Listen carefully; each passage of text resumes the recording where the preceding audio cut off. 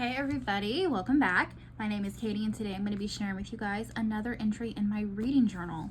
So if you're new, I like to keep track of the books I've read in a journal, and I do it in kind of like junk journal style journaling basically, and I write a little review. I pull in some art that I like, kind of match the vibe and the colors of the book.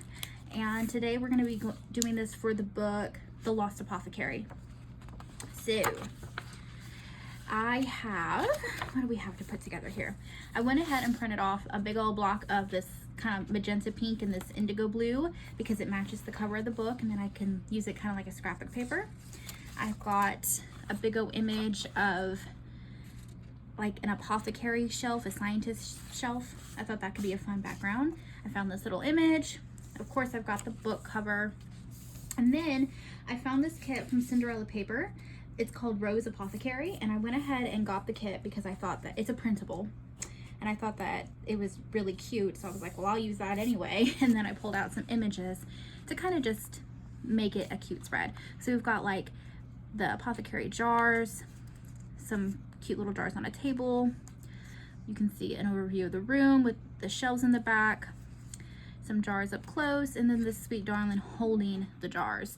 So let's get into it. Let's chat about the book and kind of just see where we go. I've got double-sided tape and I've got a glue stick. I don't know what I'm using. We're just gonna make a fun little page, and you're gonna join me while I chat about this book. So, okay, in my head, this feels like a whole side, and we kind of journal on top of it, and then the pink and purple kind of, so let's see if we can create that somehow. So this book is, I would say, young adult, I think. There's not really, well, there's no like spicy scenes of any kind. There's nothing too raunchy like at all in this book. It's very sweet, very innocent in that regard. It goes back and forth in time between the Lost Apothecary herself. Her name is Nella, and I listened to this in audiobook form, and the narrators, it was basically like 3 different narrators. We had our ladies back in time, Nella, the apothecary herself, and then Eliza, who's a young girl. She's like 12, 13, and she's like coming of age and kind of going through some stuff, trying to figure things out. She works for a lady and ends up kind of following this apothecary around through different circumstances. So we have a different narrator for each of those ladies. And then we have modern day, our character is named Caroline, and she is going through it with her husband. This video will have spoilers, all my book videos do, but she's basically going through it with her husband. He cheated on her, and they were supposed to be going out to London for their 10-year wedding anniversary. And she loves history, she loves London, and so she ends up in London, and kind of is, her story is her discovering the story of this lost apothecary. So it's kind of like you're discovering it through modern times, and then as you kind of discover something new, you jump back into the past, and you kind of just see how it actually went down, yeah, that, with the characters who actually lived it. So I will say, if you do listen to this on audiobook, some of the characters have really strong accents. Get through it. Just listen to it. Give yourself a chance to really get through it, and it actually becomes very enjoyable, and it really fits the bill for the book, and I think it ends up really like working in the book's favor. So stick with it is all I gotta say. So this apothecary is a bit scandalous in the fact that it used to be an apothecary shop when it was run by the lady's mother. So it was meant to help women with their different ailments and help find and make remedies for them for their different things.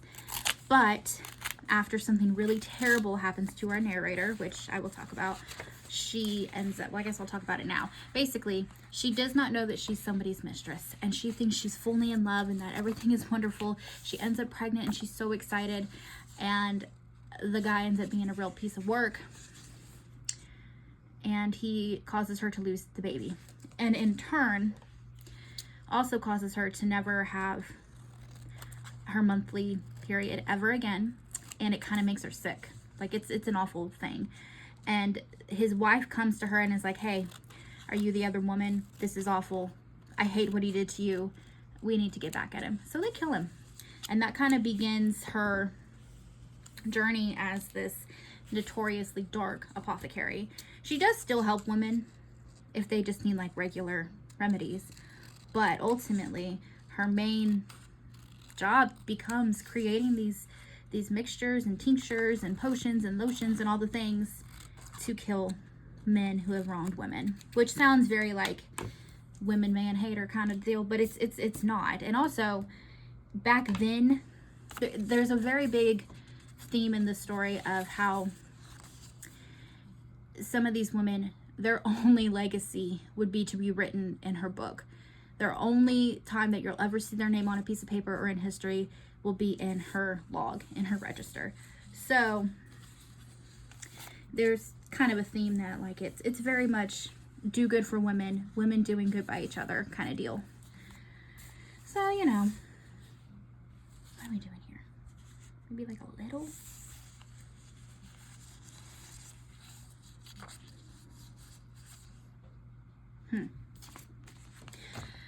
And then we meet Eliza, who she's, like I said, like 12, 13.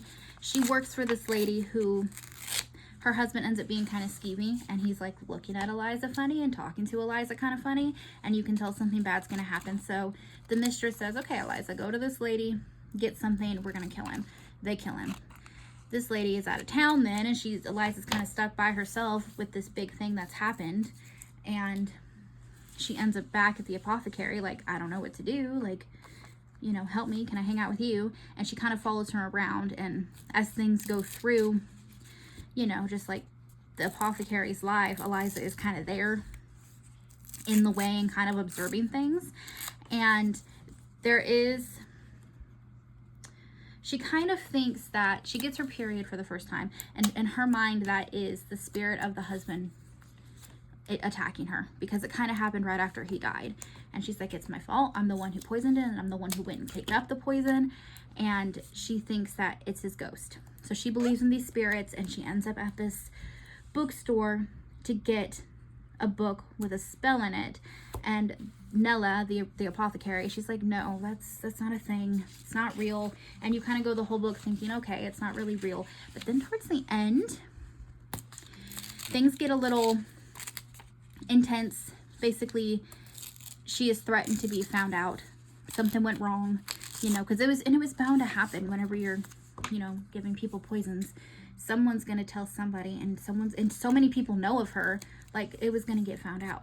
So they're kind of like running from the police, and Eliza's like, no, I made this tincture, I will save us, it is a spell to undo bad things. And Nella's like, no, I don't believe in magic, this is not gonna happen. It's my time, I'm going to die, you need to leave, you need to run. And instead, Eliza, or Nella was gonna throw herself over the bridge. She was like, it's my time, I'm old, I'm sick anyway, it's fine. And Eliza jumps in her place. So you assume Eliza's dead.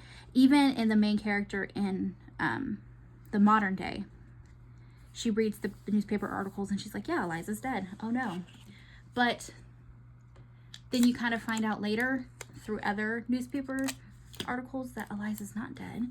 She ends up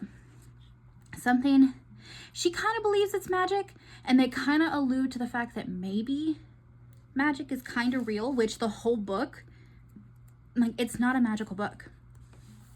Magic does not exist in this world. But then at the end, they kind of tease you that, oh, well, it might have been that tincture. It warmed me through. It kept me alive through the frigid waters. She ends up marrying the boy who worked at the bookstore, and it kind of becomes their legacy, and she fully believes in this magic. So it's kind of like, are some of those potions and stuff real? Are they magic? I don't know. It kind of is it ends leaving it up to the reader. So honestly, I'm so glad that she lives, because she was just a little girl and she was really like thrown into the mix of all this. And then you don't know if Nulla lives or not. Like, while she's dying, she swears that she can see Eliza coming to her, and she's like, oh, it's her ghost. Like, maybe ghosts really are real. But then, like, did she live? Did Eliza save her? I have no idea. That's all up to your interpretation. I have no idea. And then poor Caroline, she is in modern day. Her and her husband have been married 10 years. It's their 10th wedding anniversary.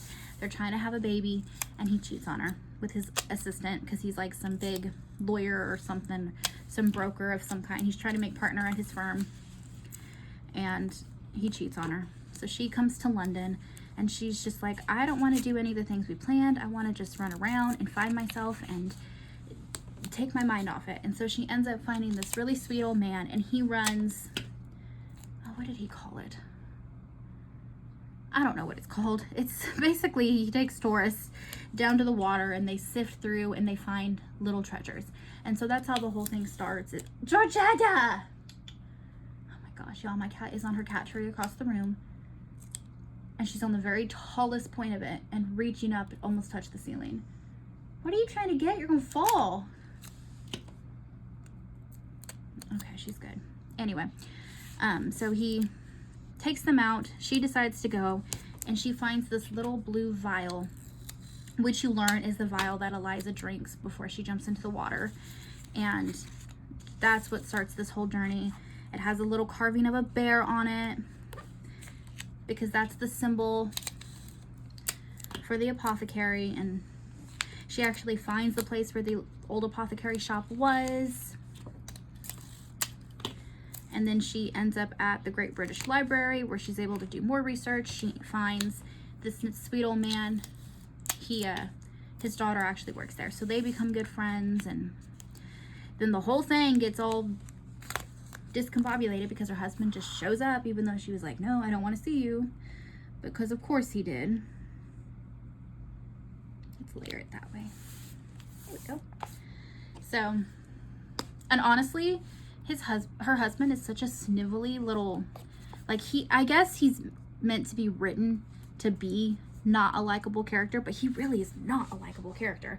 And he's like acting like just because he apologized, she has to forgive him, and like she doesn't. She does not have to go back with him. She doesn't have to do anything she doesn't want to do. And then he ends up getting extremely sick. Well, first it starts like a cold, and she's like, oh, well, I don't have any medicine, but I've got some eucalyptus oil in there. Go ahead and, like, you know, rub it on, like you do at home. Rub it on your throat, rub it on your temples and stuff. See if it makes you feel better. Well, this idiot drinks it and ends up in the hospital almost dead. But because of Caroline's research notes about apothecaries and things that are poisons and things like that, the police see those notes and are like, oh, you plan to kill him because this idiot drank it. But then you find out he did it on purpose to manipulate her into feeling bad enough to come back with him, give him a second chance. That right there would have shut me down so hard. If I was even considering staying after you betrayed us 10 years into marriage, like, I could have been convinced. Maybe, I don't know. If I was in that situation, I'd really have to feel it out. But then he poisoned himself to manipulate her. Oh my gosh, in a different country? Sir, if you don't get on and go home by yourself, I do not care what you have to say. Be gone. But anyway, that's kind of the gist of the book. There's like no romance in it, no smut, no like violence or real excitement. I mean, the excitement is that they're sneakily and very stealthily and very cleverly killing these men through different poisons and stuff. So it's not like overly violent in any way. It's really overall kind of a calm book. So I liked it. I thought it was good. I think I would rank it on the star scale, like 1 to 5. I don't know if I would give it 4 star, just because it's not my usual favorite type of book. I liked it for something different to read, for sure. But I think I would give it like a 3.8 kind of deal. So we'll round it up to 4 stars. All right, what are we doing with this? Where am I writing? What am I doing? I don't know if I even need this, but it's pretty. You know what? Let's write, and then we'll put in the art. Okay, let me journal just a little bit about this. I think I'm gonna journal right here. And then I've got some shapes, some shape stickers so we can put in some things. So let me journal a little bit, and then we'll jump back into this, and I'll share my quotes with you. Okay, so I've got my little blurb written, and then I will share the quotes that I picked for you. I will share with you the pics, the quote. Wow, y'all, it's late at night. I'm gonna share my quotes that I liked from the book. Okay, the first one I picked was, first there was trust, then there was betrayal. You cannot have one without the other. You cannot be betrayed by someone you do not trust. Very insightful. And then the second quote is, how had I just learned that happiness and fulfillment were not entirely distinct things? So there's that. And then let's just finish decorating this hoe. Let's see. A little glue on that corner. Maybe this one too? No, that one's good. Okay, let's see. What are we gonna do here? I think I want to use white lettering because the lettering is white here. So let me pull out some white letters, and we will write out the Lost Apothecary. Here's this. Let me get my tweezers.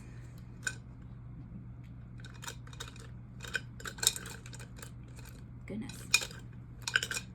They are lost in there. Where are my tweezers? All these pens that like don't even work, taking up the space. There we go.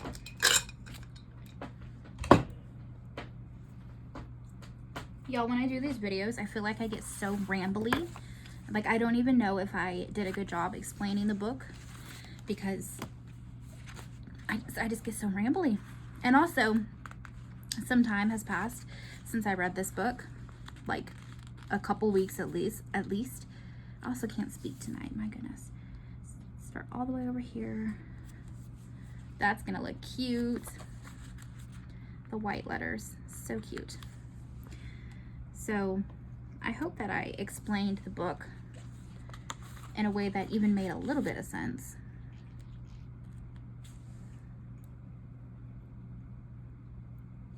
Right now I am listening to the Southern Book Club's Guide to Slaying Vampires. Is that what it's called?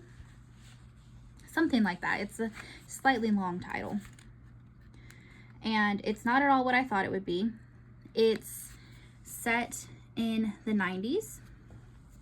So it's already a little bit of a different time. I was born in 94. So I did grow up in the 90s, but this is from, the book is from an adult's point of view. So my remembrance of that time is a little bit different than the way it's being described. So that's just kind of, it's kind of funny in that way. And then also, it's very realistic. It's about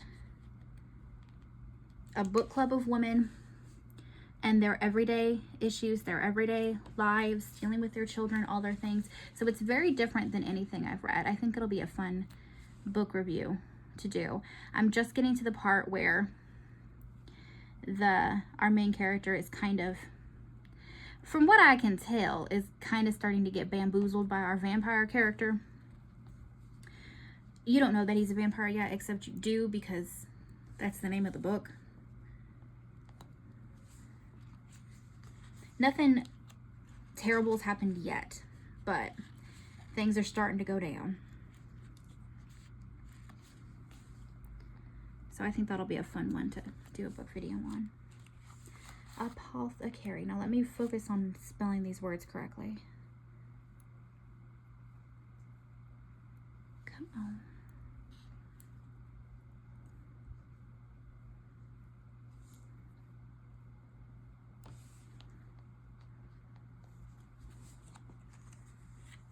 The white is so cute on the purple. It looks so much like the book cover. It's very cute. Pulse, TH. And I've never used this white page before, so hopefully I won't run out of letters and have to like make them myself. Y'all know I do that. I'm no stranger to the sticker surgery, but like I'd rather not, you know. These little paper stickers, I think they make such a cute little impact, but they're so stinking tedious. Come on. My God.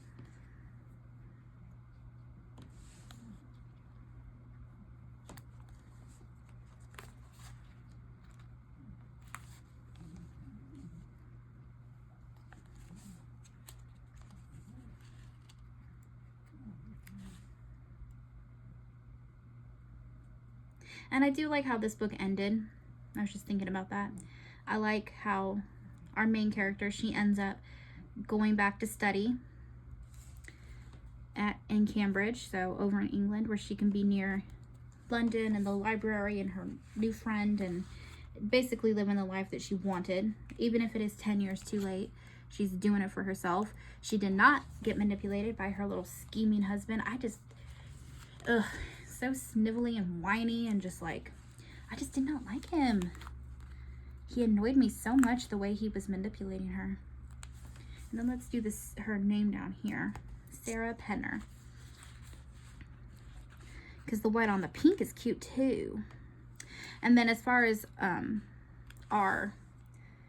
the characters in the past, their ending was, it was good too. It was satisfactory. I'm okay with it.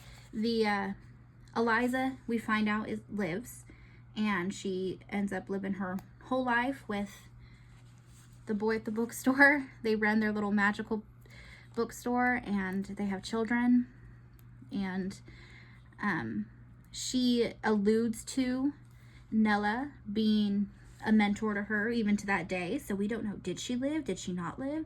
Either way, her legacy, because she was sick, so her legacy still lived on. And that's nice, because that's literally all she kind of wanted, was like to help women, and I think she did. So I'm happy with how it all ended for them. And then there's a scene where our main character sees two women kind of walking on the beach, and she kind of like doesn't give them a second thought, because she's like, oh yeah, you know, they're just walking on the beach, but they're walking my way, so let me do what I'm gonna do, and then I'll leave. And then she kind of looks back up, and they're gone, and she's like, wait a minute, were those my ladies that I've been studying? Was that them? And then she's like, no, I'm crazy, I didn't see anything. But then you're like, did she see something? Oh, y'all, I tore my sticker. So annoying. So the book does hint at the fact that ghosts very well could be real in this world, and magic. So interesting. It's interesting. It's what it is.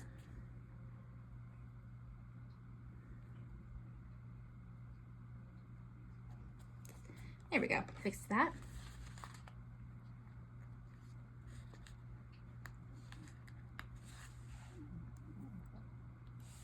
So tedious. But look how cute. Very cute. I think it's totally necessary. Now for this next book, the book club's guide to rendezvousing with vampires and running around and causing a scene, and the whole, you know, the one with the really long title. I don't know if I'm going to be able to do stickers like this. I might have to like print out something cute. Am I out of ease? I do think I'm out of ease, but that's okay, because I can use a C.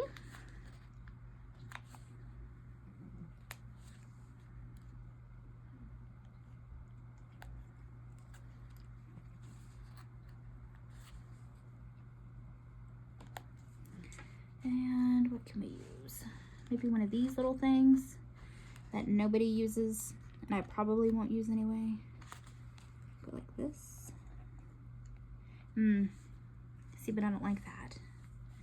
I need something straight. I'm just gonna take a random letter. Let's take this F. We don't use too many F's, I don't think. And CF. looks better.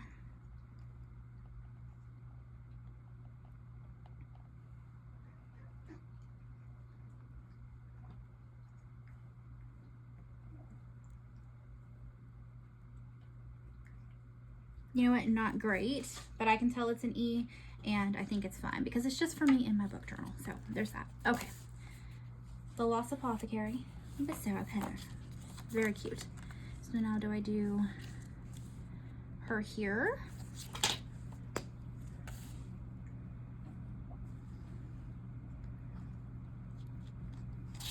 Ooh, oops.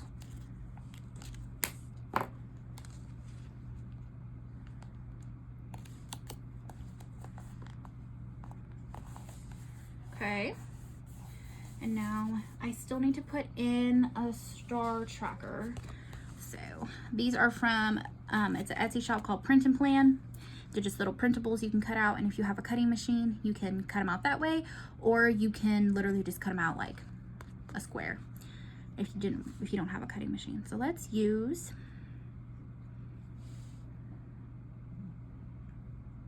what other colors are in here?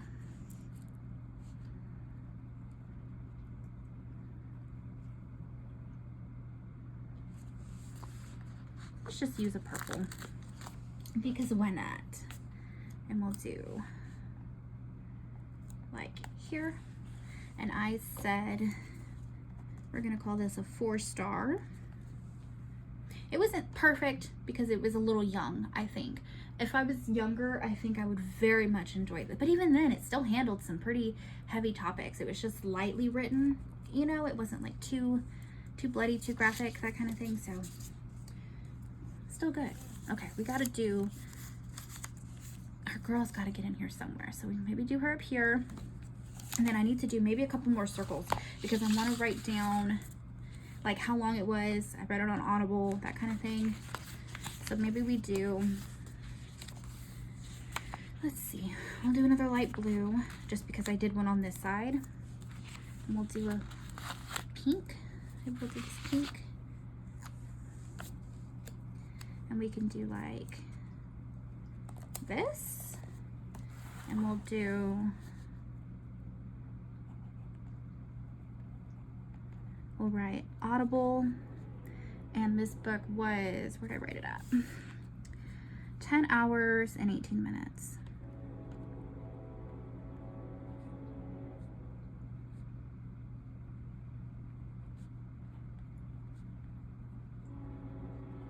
Okay, and now I wanted to put the date that I read it. Now this is tentative because for some reason I don't have this written down anywhere, and I usually track when I read books pretty well. So let me get another round sticker. Do I want a bigger one?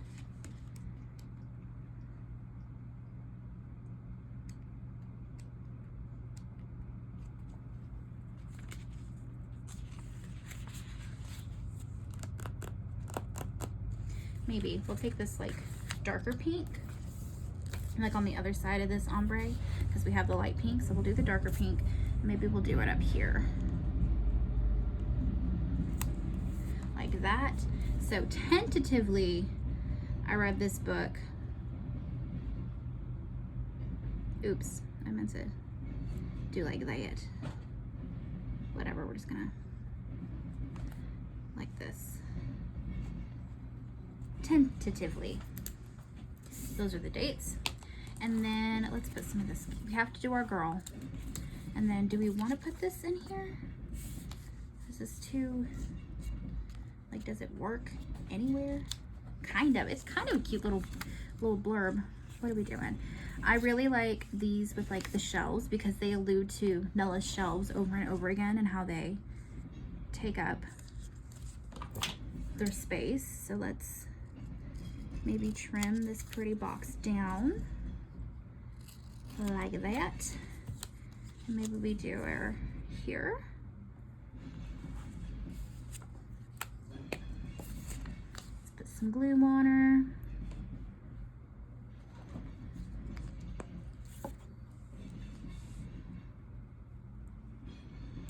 We'll layer her in there cute. And now we have our girl. We need to do our girl for sure, because this book is literally about womanhood and like the power of women and all that good stuff.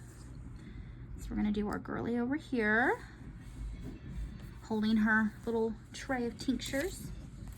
And now we have another shelf, but I kind of like this one, how it's like bigger. I can put her in here, but we could do two. We could layer it.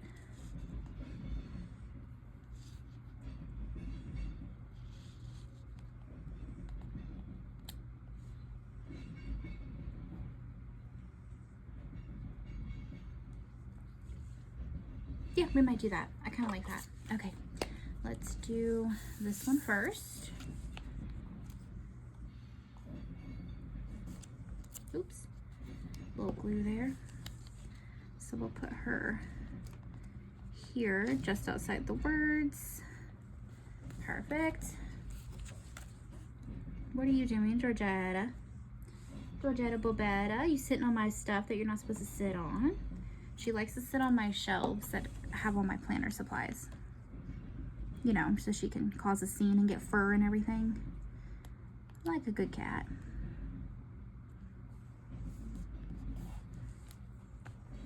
Okay.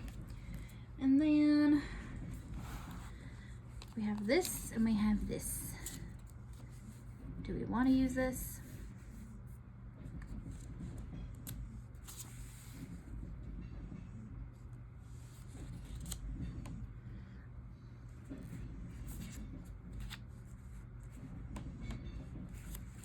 Yay, nay.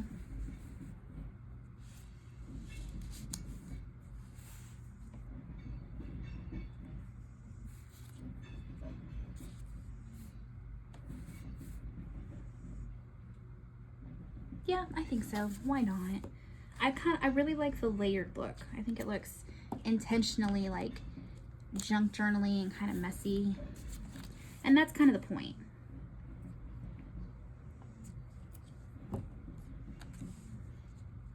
And then I'll layer this just outside. There we go. That's cute. I like it. I like it very much. I know I've seen some people on TikTok do some killer book spreads, but this just isn't. That's just not, I don't think, in my wheelhouse. I think this is, oh God. Well, that for one is me tearing up stickers. But I think this is about the best I can do. I think it pulls in the essence of the book. It makes me happy, and I think that's literally the best that I can do, right? Is if it's something that I enjoy looking at, then it's good enough for me because it's my journal. All right, you guys, this book was cute. I definitely recommend that you read it. There's a lot of layers to it, a lot to uncover, and I found myself, I usually don't love dual point of view. In this case, it was triple point of view, and like I would always be like, okay, let's get back to the other character, but I found myself very much being like, in Caroline's point of view, being like, oh yeah, let's get it, and then the next chapter pops up and it's someone else, and I'm like, oh man. But then I get into that chapter and I'm like, oh no, like we're jumping back and forth, like I want to hear everyone's story, but like I don't want to leave the other story. And then it's very cool the way they unravel it between the future and the past, because it's still the story unraveling continuously, it's just from different points of view, and that's pretty cool. So I enjoyed it. If you enjoyed this video, give us a big thumbs up and hit the subscribe button so you don't miss out when I upload new content. Like I said, the next book journal video will be on the Southern book clubs making casseroles and feeding them to their vampire neighbors, and there's drama and adventure, and we're gonna do a spread on it. So that'll be next. I hope you guys enjoyed this video. I hope you guys enjoyed being here. I am so grateful to have you guys here watching my videos and giving your feedback and stuff. It really makes a whole difference in my day. Also, we forgot an R, you guys. I will fix that, but also I know some of you were watching me like, Katie, no, but I caught it. We're good. The last second of the video. I had y'all fooled, didn't I? Okay, that's all. Love y'all. Bye.